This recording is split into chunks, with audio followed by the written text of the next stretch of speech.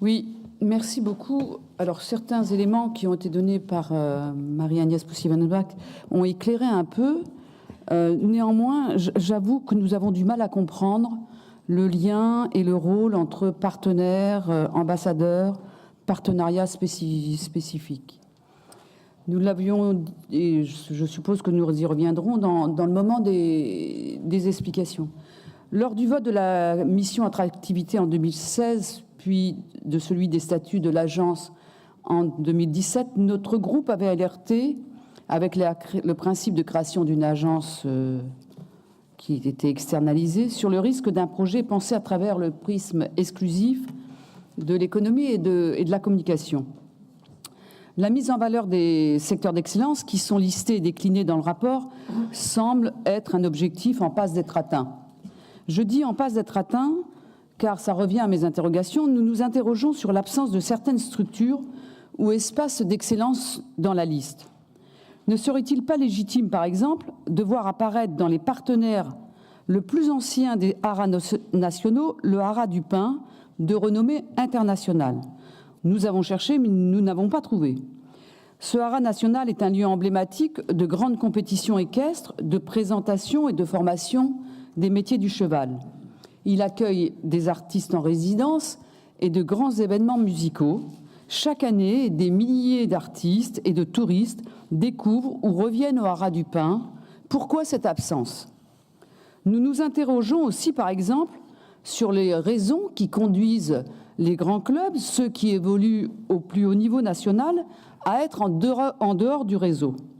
Pourquoi les sportifs de ces clubs qui sont soutenus très fortement financièrement par la région, ne portent-ils pas avec fierté la marque Normandie? Je me suis attardée sur certains secteurs d'excellence, notamment ceux qui ont un lien avec la région.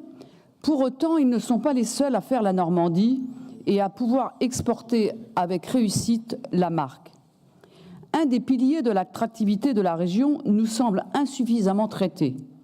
C'est celui de sa qualité de vie. Vous-même, Monsieur le Président, indiquiez le 26 juin 2017 que la région n'appuyait pas assez sur cet élément que constitue la qualité de vie et nous en étions tout à fait d'accord. Cette insuffisance tient, à notre avis, à cette vision trop mercantile de l'attractivité qui, au final, conduit à sous-estimer l'apport d'une partie de celles et ceux qui font la région et qui la font en sortant de la seule logique du marché. La carte d'une région repose sur tous ses publics, sur tous ceux qui y vivent, agissent, partagent, ont une activité professionnelle ou non. L'ensemble de ces publics fait le territoire. Ils le mettent en mouvement dans la diversité de leur expérience, de leurs engagements ou des valeurs qu'ils défendent. Sur les valeurs inscrites dans l'ADN de la Normandie, et vous y êtes très sensible, Monsieur le Président, ainsi que mes chers collègues, c'est celle de la paix. Le mémorial ne devrait-il pas apparaître comme un ambassadeur privilégié? Là aussi, nous ne l'avons pas retrouvé. Moins emblématique, mais tout aussi révélateur, aucune mise en valeur ou référence à l'économie sociale et solidaire ainsi qu'au mouvement associatif. L'un et l'autre ont en commun de faire reposer leur activité sur l'humanisme. Ils rassemblent des milliers d'hommes et de femmes attachés à la région et qui rivalisent d'innovation, d'engagement pour en faire la promotion. Ils sont un socle solide de ce bien-vivre, de cette qualité de vie et auraient toute légitimité à être sollicités pour porter la marque Normandie.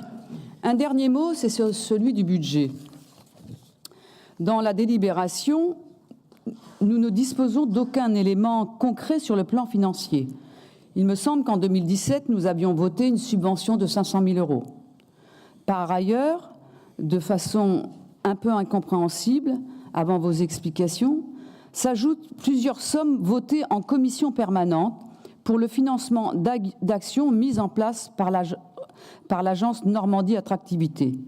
Ces sommes qui sont votées en commission permanente viennent-elles s'ajouter aux 500 000 € Et dans ce cas, quel est le montant total de l'enveloppe qui est destinée à abonder l'agence? Ces aspects sont importants, d'autant, Monsieur le Président, que lors du débat de 2017, à une réponse en réponse à une question qui vous a été indiquée, vous aviez répondu qu'il y aurait le recrutement d'un directeur aussi du CRT, ce qui est le cas, et que l'agence serait constituée de 5 à 6 personnes. Aujourd'hui, ça a été présenté sur le graphique, outre le directeur, nous en sommes déjà 10 personnes recrutées et une 10e devrait rejoindre l'équipe prochainement. C'est quand même un écart important. Merci, Monsieur le Président et Madame la Vice-présidente, de nous donner des éléments sur ces interrogations et sur des précisions concernant le budget. Merci beaucoup.